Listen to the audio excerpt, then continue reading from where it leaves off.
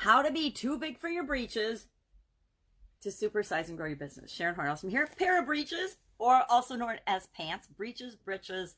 A couple hundred years ago, that's what pants were called. They were called britches. Get your britches on, get your pants on.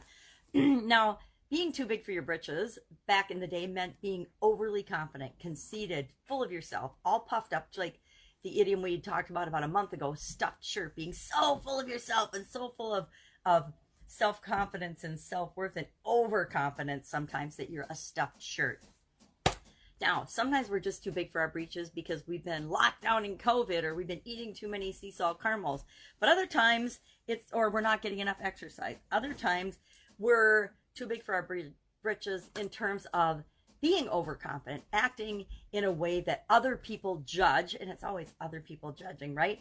Is too much, too confident, too over the top. Now, maybe you've experienced this. Maybe you've been told you're too big for your britches, or you're acting out of place, or you don't know your place. Has anyone ever been told, hey, you don't know your place, get back in your place? Hate that. It's like, put me in this box and keep me there. So how do you know if somebody is actually authentic and really who they are and they're confident, versus they're just dressing for success, or dressing for the job they want, or dressing for the part, or acting all puffed up and phony and acting as if they've got all this confidence, but they really don't? How do you tell the difference? Well, the biggest way is looking at people's body language, looking them in the eye, looking at their facial expressions, looking at, are they sweating on the brow? Are they slouching their shoulders? But checking out their actual physical body language, because somebody can dress up and look really fancy and write a good game, right? Maybe you go to someone's website and you interview them off their website, and they look so professional and so amazing, and you meet them in person and you're like, whoa, total mismatch. That's how I describe authenticity. If the person that you see and the way they're presented matches who they really are all the time, that's authentic.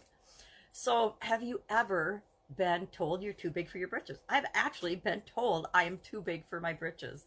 I remember in college, there's always a teacher or a person or a relative or a friend or a social acquaintance, even a stranger, that feels the need to judge and put other people in their place. I remember in college, we went to college, and there's always a professor who feels like it's their job to beat down their students and only give so many A's, be super duper hard on them. They teach you one thing and they test you on another. Anybody had any of those experiences? I remember my first boss out of college was, she actually told me I was too big for my britches, and that I was acting too confident, and that I needed to tone it down a bit so that, it wouldn't impact the other new hires that started around the same time that I did. And it turns out she did everything in her power at every opportunity and every turn to put me in my place where she thought I belonged, to pound me down and beat me down and try to undermine me in that job and location. And we ended up finding ways to work together, because I was like, there's no way I'm letting one person ruin this experience and this opportunity for me. And then later on, it was probably 12 years later, we ran into each other again, and I was the vice president of a label printing company, and she worked for the manufacturer that we had both worked for, but in a different location. And she was buying our labels, and so we crossed paths and ended up working together again, and it was a great relationship. We worked much better as peers than we did as boss and subordinate. So sometimes people think that we're too big for our britches, but it's other people judging us. The only person that can really decide and know if you're too big for your britches or not is you. This idiom is actually a couple hundred years old, and it came from and was first published in 1835, although it had been popular before that.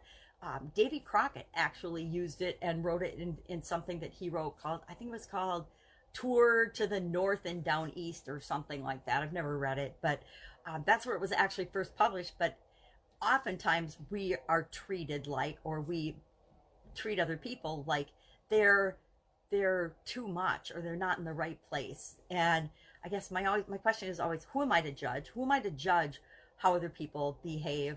But there's always a clear way to find people that are authentic and real and bring them into our organization, and to I guess always treat people the way you want to be treated, right? Isn't that just an easy rule of thumb? And remember, we will be judged, but it's not for us to necessarily judge. Yeah, if you're hiring somebody, you get to decide if you're going to hire them or not. Are they a good fit for your organization?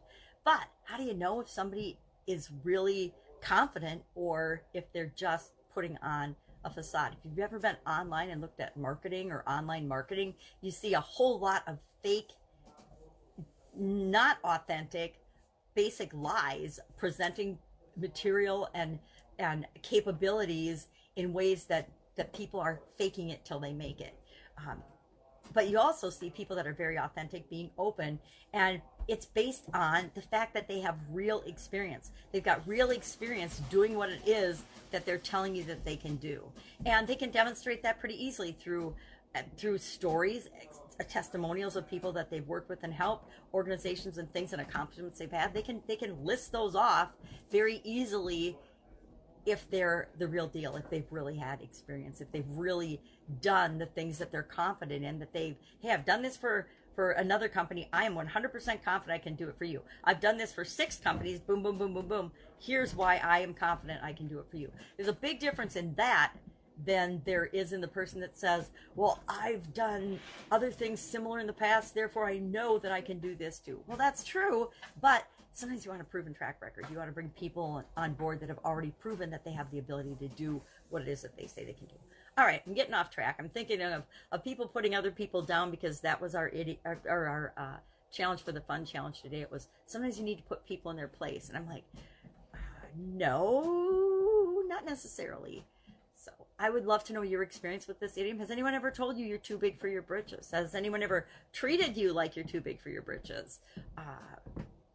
Because I think that it's an interesting topic, and it deserves some exploration. How could you use it in your business? We want to exalt our customers, but we also want to make sure that we're exalting our people, our team members, our people that help us to create what it is and do what it is that we do for our customers. Have an awesome day. I'll be with you tomorrow with another interesting idiom. What does it mean? Where does it come from? And how might you use it in your business today? Take care.